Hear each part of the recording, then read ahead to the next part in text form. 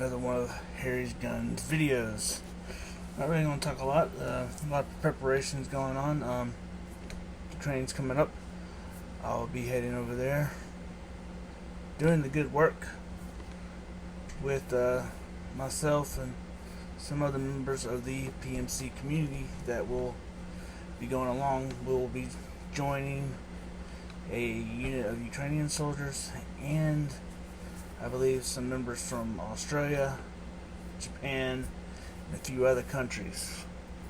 Looking forward to that. We'll be leaving on, we should be arriving Wednesday the 18th of January. Looking forward. Hence why I'm all shaved and stuff now. So, super excited, nervous. We are heading to the Donbas region, which is one of the heaviest hit regions. So, there's that.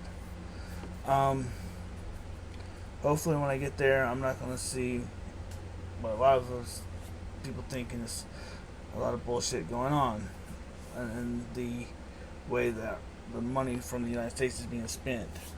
Maybe there's a way that money should be done better. Also, this video is going to be coming out on Wednesday. I'm recording it earlier. Super busy. It's been a while. After February, when we get back with the podcast, starting season 2, with a lot more stuff and a lot more information going out. But the purpose of this video, I've been promising it for a while on Facebook and stuff. This is just a quick rundown overview of the Ifak. Of anyone, everyone, doesn't matter if you're police, paramedic. If you're Joe Smo on the street, it is good to have an Ifak. Just set up. Ifak stands for Individual First Aid Kit. Right off the top of your head, that should be easy to know, easy to understand. Ifak, individual, meaning personal. Now, depending on your level of expertise and depending if you're a EMT, paramedic, or even combat medic, if you're a corpsman, stuff like that, you're gonna have a different set of degree to go in there. There's some items that are very gray area, even if you're trained to use if you're not a licensed doctor, like a deflation needle to, if someone has a collapsed lung, pop it in, release the air to reinflate the lung. That is something that I've actually had training on, but even I would be nervous to do that. So that's not something I would recommend going out of your way to do it unless you are, I mean, it's such a, sorry, mine's a little scrambled. That we'll come back to when we get to that. But the very first thing, everyone, no matter what you at, is a tourniquet.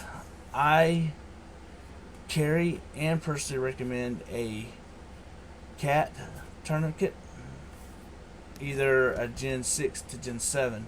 Those are the ones I really like, and I really enjoy them a lot. If you're looking to purchase a very good quality one, North American Rescue has a great one. When it comes to tourniquets, don't go cheap. Go best. I'm actually in the description of this video on YouTube. I will be posting links to some of the various products and even, bags. When it comes to, a bag to carry your Ifak in, it's going to be what size do you want. They make them small enough where you can carry it in your little ankle satchel or belt satchel. I actually carry mine in an OD green belt satchel, Molly. I can switch from either belt to put it on a vest, stuff like that. Also, I keep a little bit bigger one in the back of my vehicle, just in case there's an accident or something like that you need to help out with. Because really in society, we are each other's first responders, and that's the way really I look at it. And I mean, look at LaGrange, Georgia, just recently, and the tragedy that struck here with the tornadoes that hit, and how our community came together, and we all helped each other out, and even warned against the scammers, and really had each other's back. And that's why I'm blessed, and I always say I'm blessed to be from right here in Troup County in LaGrange, Georgia. But Georgia in general, the tornadoes, even up in Spalding County around Griffin, Greenville, and stuff like that, the communities in these areas have come together and they've helped out, and our state's been right there. So, another good thing to keep, very cheap. You can go to CVS and buy like 100 of them in a pack for like $5, and that's just gauze. Sponge gauzes, non-woven sponge gauzes is what I recommend.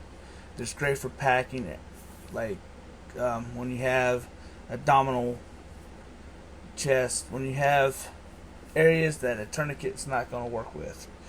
You can just sit there and just stuff and slow down the bleeding that could be going on from artery or anything like that inside the body. Whereas, a tourniquet, you're going to go limbs. So, there's that. I'm not going to get into really the use. This is a summary video. This is a good preparation. This is for a good advice on what to start packing. A vent wound closer. So like a vented chest seal that you can pop over. You have your gauze, pop that over with, help buy time before emergency medical services can get there and take over. So one of my favorite things to have in any Ifak kit and medical kit in general are ACE bandages. Not only are they good if you roll your ankle and have a sprain, they can actually be used as a compression bandage as well.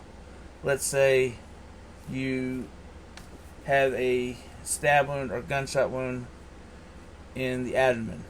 You got your gauze stuffed in there. You got your pressure. You can't just keep sitting there holding it because there's other stuff going on. Take that ACE bandage. You want to keep it tight as you're doing it and wrap it around, and that creates, believe it or not, enough pressure to stay on that wound to help keep that bleeding slowed. So there's always that. You want a good pair of medical trauma shears. I've got probably hundreds of those things laying around, from kits to just general use.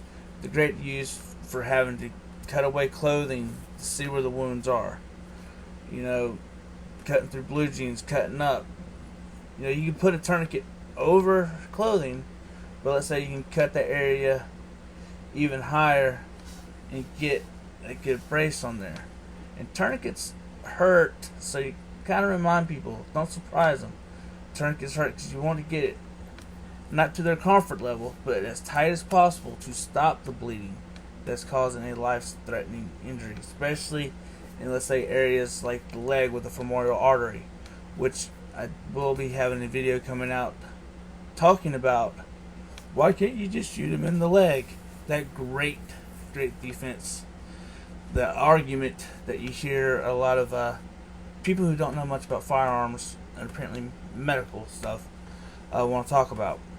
So, believe it or not, the most effective and one of the safest places to actually shoot someone is center mass. It's effective in stopping or slowing down the threat, and the vital areas that are here. Yes, you have arteries. Yes, you have your heart, lungs, liver, different things like that. But again, many times those can be stopped and get someone to a level 1 trauma center quickly to help save them. As I'd say, any civilian, the goal is to stop a threat. And this even goes for law enforcement. The goal is to stop the threat. The goal is not necessarily to kill your attacker. Ever. Do not have that. Neutralize your threat and then provide aid. Make sure it's safe, clean, provide aid. Gloves. A nice pair of nitrile gloves.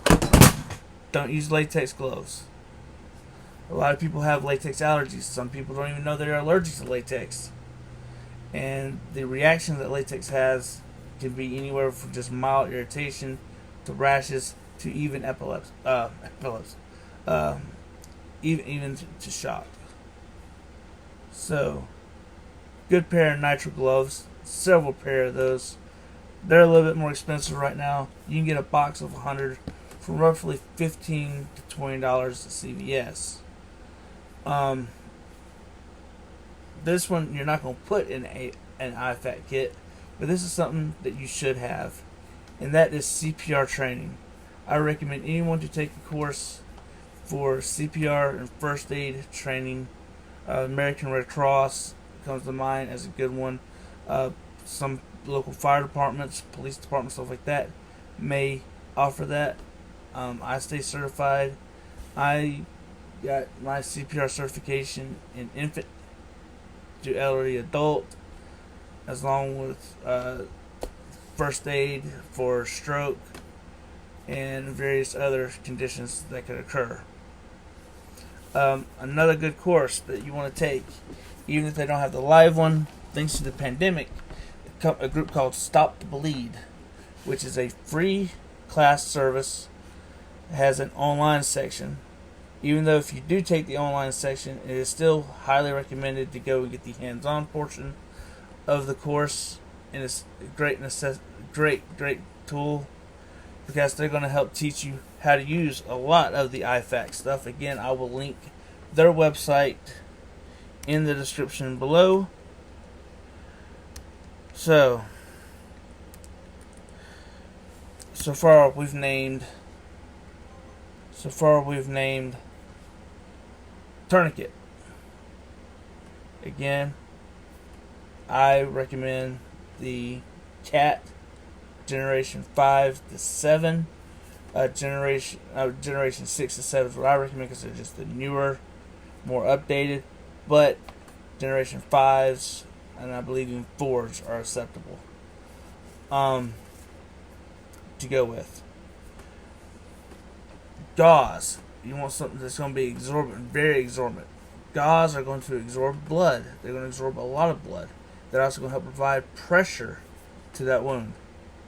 And you can just keep stuffing them until that bleeding slows, if not stops, with applied pressure. 9 times out of 10, you're not going to stop the bleeding completely until they can get to a surgeon who can close the artery, the spleen, the stomach, whatever is actually ruptured from the wound. Knife wounds, if it's a stabbing injury, do not remove the stab, the stabbing object. If it's a knife, leave the knife there. But what you want to do is provide support. Again, I did that to lead into the ACE bandage again. Not only is it a great compression bandage, if it's for like bullet wounds or any type of gashing wounds like that, where once you get it stuffed, you can put that compression bandage around there, continue holding that pressure to keep that bleeding at a minimum.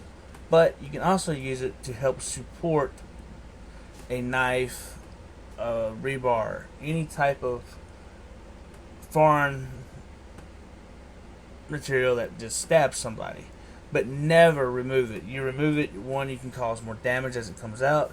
2, you can literally lacerate even more vital areas of the body that might not have been damaged to begin with. So, there's going to be a lot of uncomfortable things that you do this. 1, let's say you have a bullet wound. You're going to have to check for an entrance and exit, because you're going to want to plug both the entrance and the exit. You just can't focus on the entrance wound. That's not going to do anything if they're still bleeding out their back or stomach. And you'll be surprised. Even a 9mm. People are like, oh, the 22 can ricochet. A 9mm can do it. 5.56 can do it. they can ricochet. It's all about angles. Bones are surprisingly very hard, harder than what people realize. So it takes a lot of force to break a bone. And you hear, 8 pounds of pressure, 10 pounds of pressure. That is actually a lot of pressure. That's more than just a 10-pound box. This is actually 10 pounds of constant pressure on that is eventually going to weaken through. It happens a lot. You see it in nature. Trees, for example. Trees get older, they carry the weight, all of a sudden it's snap during a storm or something like that. So, you always have to focus on entrance, possible exits, and then locating exit. Just because you have a shot, let's say, that goes here underneath the clavicle, where you don't have many, you have some vital things here, but you have a less likely chance of actually having a major vital where dead in seconds, minutes to seconds. So you need to check, see, is there a pass through? Did the bullet pass through? Is it still in there? Did it come out down in the ribs on the opposite side? Because that can give clues too when you tell the paramedic, when you tell the first responders. You need to have enough information to relay to them so they'll have information to get them to treatment as quickly as possible. You taking a 1 extra second to look to see if a bullet went in the front here, and if it came out either back there, stayed in, or down by the butt, could be a literal Hail Mary save that could save someone's life. So, and then another thing with tourniquets, going back to them, tourniquets. It doesn't matter if it's an adult, and if it doesn't matter if it's a child. Tourniquets are going to use the same amount of pressure, and they're going to hurt. They're not going to like the tourniquet being put on there. They might cuss you out, but reassure them. This is where having good bedside manners will come in effect. Don't tell them to shut the fuck up or anything like that. Be truthful with them. Like, excuse me, sir. Excuse me, ma'am. I'm about to apply a tourniquet as you have a gunshot wound in your arm. It's uncontrollably bleeding. This will help to stop the bleeding until you can get until the paramedics arrive and get you to the local trauma ward at the emergency room. So, placing a tourniquet. So, let's say the wound is here on the arm. Right here. I've always gone by the 3 or 4 finger rule. So 4, right here. Don't ever place a tourniquet on the joints. Stay away from the joints themselves because they're useless. And that's ankle, knee. Stay away from ankle, knee, elbow, shoulders. Just stay away from them. And definitely don't put them around somebody's neck. Neck wounds, that's going with your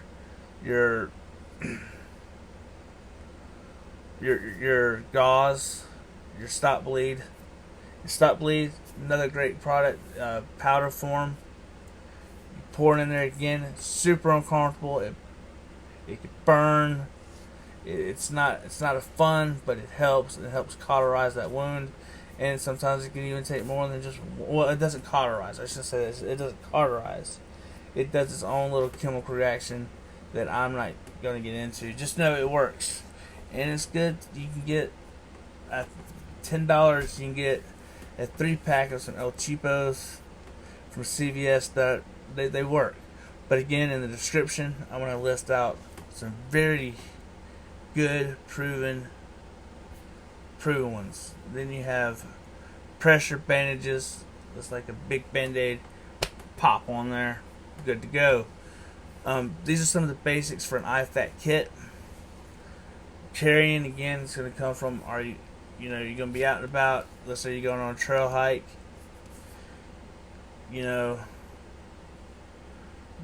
Do a Molly style patch setup, where you have it there. Because you don't want a big one. You don't want to carry a big giant one around with you while you're hiking in a hot, let's say, a hot summer day in Arizona or in the South. So, you have those things. Other good things to keep is sterile saline water to help irrigate the wounds. Water in general is good to have. Stay hydrated. Know your CPR. Get basic rudimental first aid understanding. I mean, you can help out a lot. You never know when you are going to be the one to have to save someone's life because you're miles away and you are essentially have just become their first responder. You become the sheepdog for them. And it's something that has to be done. 9 times out of 10, a friend could have saved their life if they had just a hair bit of training. Tourniquets, gauzes, the list can go on and on and on. But again, we're not talking about building in advance. This is video 1 in the Ifak series, I should say.